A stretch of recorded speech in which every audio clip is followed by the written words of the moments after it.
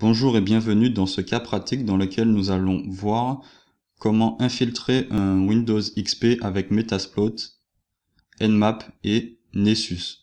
Donc cette fois ce ne sera pas un tutoriel, ce sera juste un cas pratique et je vous conseille vivement d'aller voir le cours de Inspector qui m'a permis de réaliser ce cas pratique. J'ai une machine qui tourne sur Windows XP dans lequel je n'arrive pas à accéder. Donc je ne connais pas le mot de passe, je le cherche.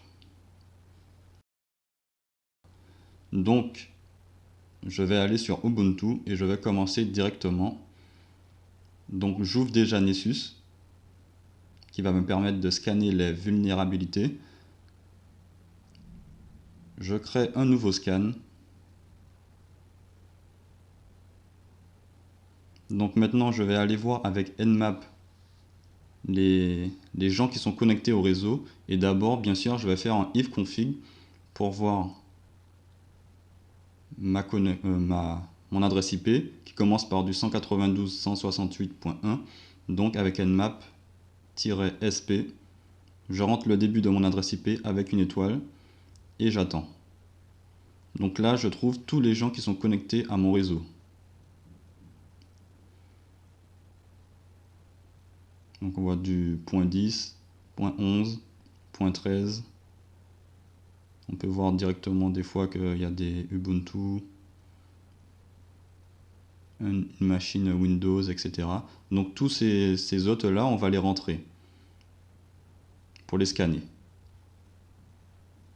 Donc bien sûr, si vous avez déjà repéré votre machine virtuelle, ça ne sert à rien de tout scanner, parce que ça va prendre du temps. Au plus on met des hôtes, au plus ça va prendre du temps. Donc c'est là je ne vais pas scanner parce que je sais que c'est mon adresse IP.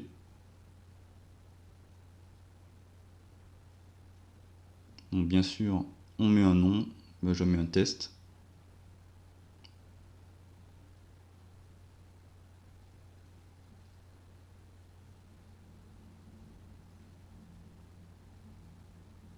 Donc la requête est lancée et j'attends que le scan se fasse. Évidemment, ça va prendre du temps.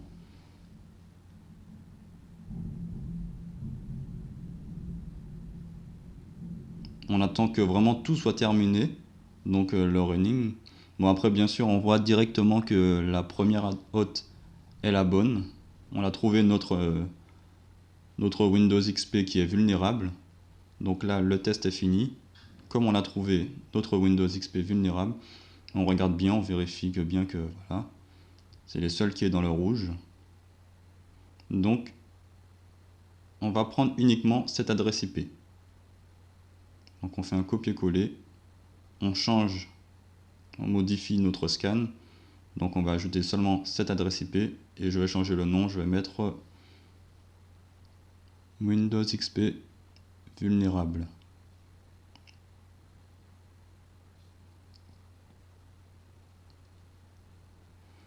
Et voilà, je sauvegarde. Bien sûr, je fais attention à recommencer la requête. Donc je relance la requête et j'attends. Je relance la requête pour me permettre de télécharger le fichier. Donc j'exporte donc un fichier Nessus. Ce fichier que je vais directement aller avec Metasploit. Donc je me rends, pour aller plus vite, je me rends dans le fichier de téléchargement. Donc je repère mon fichier et je lance SF Console en mode root.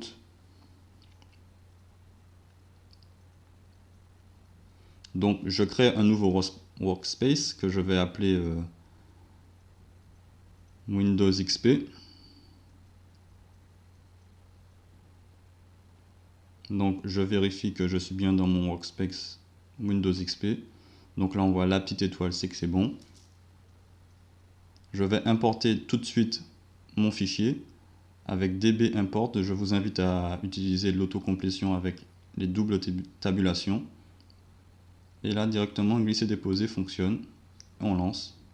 Notre table est téléchargée. Donc on vérifie host. On vérifie bien qu'on l'a téléchargé, qu'on l'a importé notre scan. On peut même faire VLUND pour vérifier que les scans correspondent. Donc là, normalement, vous avez la même liste, sauf que c'est en mode console. Donc notre importation a bien fonctionné. On fait un load Nessus pour ajouter Nessus à ASF console. On se connecte directement à Nessus depuis Metasploit avec Nessus Connect pseudo mot de passe et le nom du site dans lequel Nessus est installé. Donc pour nous c'est du localhost avec le port 88434 et on met OK. Donc là je mets mes identifiants. Donc je suis connecté à Nessus. Maintenant je fais un show option que je vous conseille de faire assez régulièrement. On regarde bien encore en VLUN, c'est bon, OK. Là je vais chercher CVE que j'ai trouvé. Apparemment c'est une qui trouve les failles, une faille overflow. Donc là vous voyez le rang qui est grit, ce qui veut dire que c'est un très bon rang. On pourra vraiment facilement accéder, exploiter cette faille qui a pour nom exploit Windows de machin. Donc aussi d'autres failles, on peut faire des recherches. Je vous invite à regarder sur internet.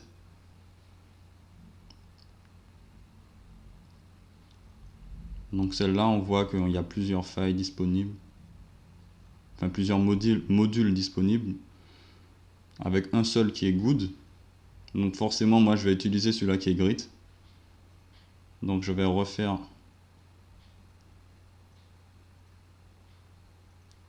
Voilà. Et je vais prendre le nom.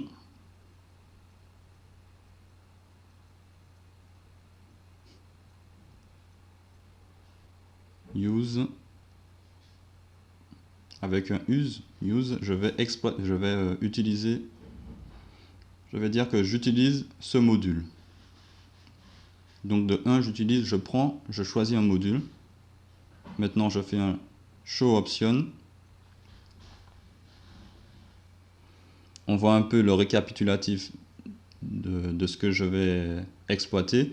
Donc là on voit que je n'ai pas de host. Je prends ma cible. Donc ma cible ce sera la machine avec 192.168.1.11.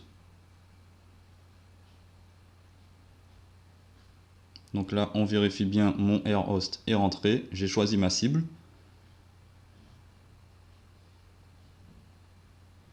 Maintenant, on va choisir un payload. Donc là, il y en a beaucoup. Bon, c'est pas toujours très pratique d'en avoir plusieurs.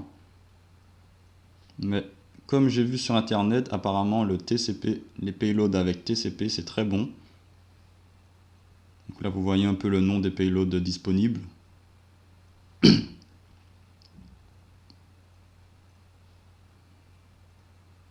Voilà. Donc ils ont tous un rang normal, donc à vous d'essayer un par un.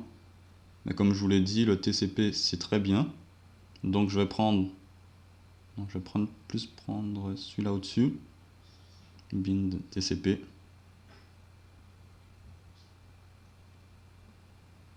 Copier.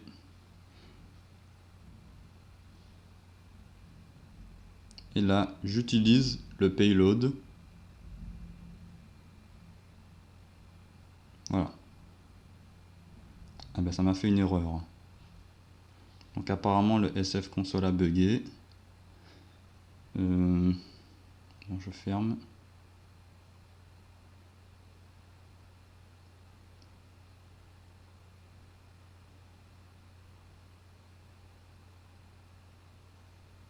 MSF console, je relance. Moi j'ai oublié de me mettre en mode route, donc sudo su. Voilà, là je me mets je rentre. Non, je me suis trompé. Voilà. Bon ben ça bug. Ah là là. Bon mais il va falloir réinstaller Workspace, MSF console. Je ne sais pas s'il y a d'autres moyens de débugger, mais moi je vais directement pour pas trop perdre de temps. je réinstalle Metasploit. Très rapide. Bon. Bon. Mais apparemment il y a un service qui est... oui. Donc on va fermer le service. Hein. Donc ça peut vous servir pour fermer le service ou le restart. Service Metasploit.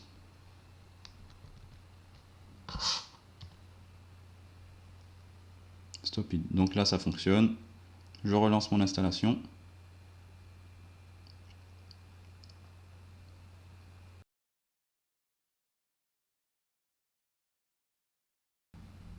Donc là tout est bon. On n'ouvre pas la web UI. Ça ne sert à rien. On va directement reprendre ce que j'avais fait. Donc vite fait, je refais tout. On importe, on load.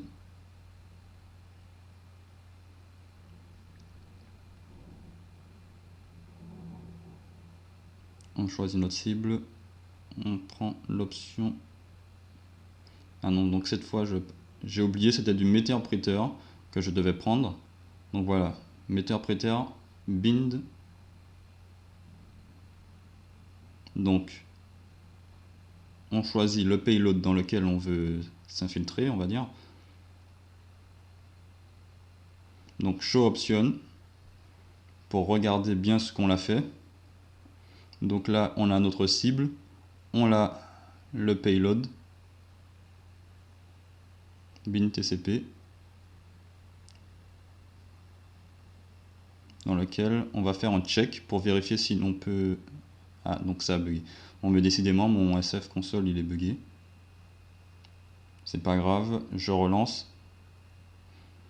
Il suffit juste de ne pas faire de check alors. On va simplement faire un run. Donc bien sûr, je vous invite à regarder le tuto fondamental de Inspector, qui est très bien sur YouTube. Je vais le mettre dans la description. Parce que là, j'explique pas trop, je fais juste, j'applique. Donc là, on fait un run.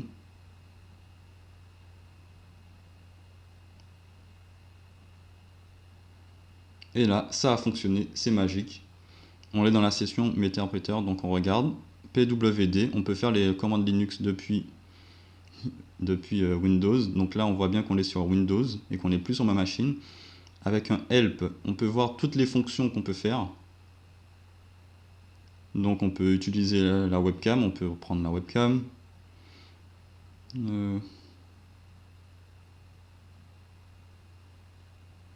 On peut éteindre la machine, même si nous n'avons pas les identifiants. On peut exécuter un programme. On peut faire vraiment plein de choses, donc c'est très très bien. On peut même écrire un nouveau fichier, un nouveau dossier. Éditer quelque chose. Donc je vous laisse vous amuser. Voilà, c'est vraiment magique. Sans identifiant, sans même connaître le mot de passe de la machine, on peut accéder à la machine. Grâce aux vulnérabilités.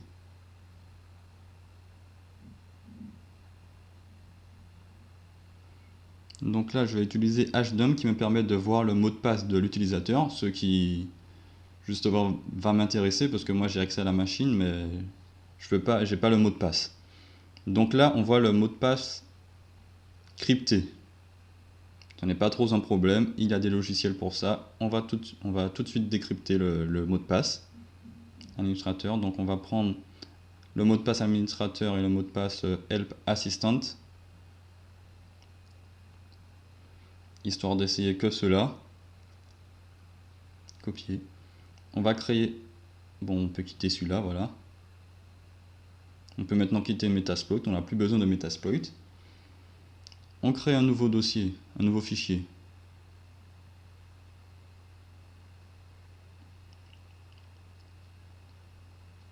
Allez, je vais la mettre là. Je vais l'appeler simplement H. Je l'édite. Voilà, ce sera tout, j'enregistre.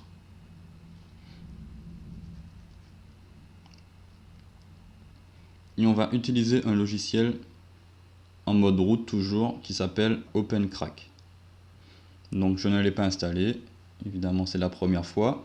Donc j'ai vraiment regardé des tutoriels, donc c'est vraiment ma première fois, donc je ne peux pas faire de tuto quand c'est ma première fois. Donc là je l'ai installé avec un apt-get. Donc maintenant je l'ouvre. Je regarde les tables qui ne sont pas encore installées, donc je ne pourrai pas décrypter mon mot de passe. Il faudrait que je télécharge des tables. Donc tout de suite on va sur internet télécharger des tables pour OpenCrack.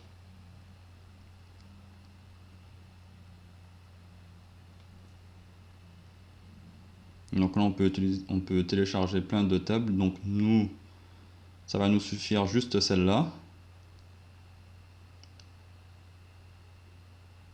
On attend la fin du téléchargement, évidemment.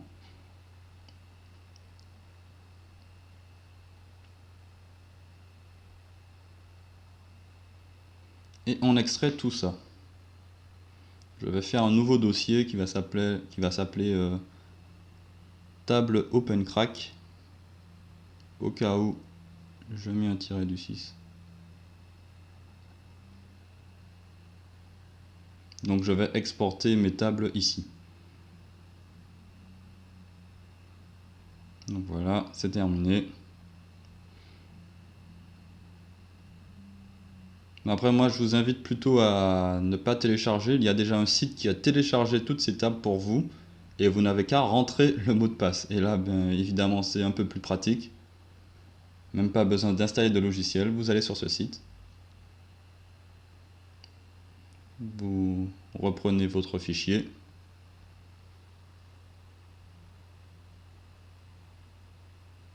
Vous prenez le mot de passe crypté, copiez, et vous le collez simplement. Non, je l'ai mal copié. Bon voilà, on fait un essai. D'accord, c'est seulement ça qu'il faut prendre. Donc il faut juste prendre cette partie. Voilà, comme cela. Copier. On colle, et là, on va avoir le mot de passe de la machine. Le site va chercher partout, sur tout ce qu'il a téléchargé. Il y a plus de 3 téraoctets. Et là, ah ben le mot de passe c'était supinfo. Ah ben. Bon ben j'essaye sur ma machine tout de suite. Alors je rentre supinfo comme mot de passe. Et attention. Ah ça fonctionne. Et voilà. Là on peut accéder à la machine et je vous laisse pas imaginer les choses qu'on peut faire sans accéder à la machine bien sûr. Maintenant qu'on a l'identifiant route et le mot de passe supinfo, eh bien on peut faire plein de choses.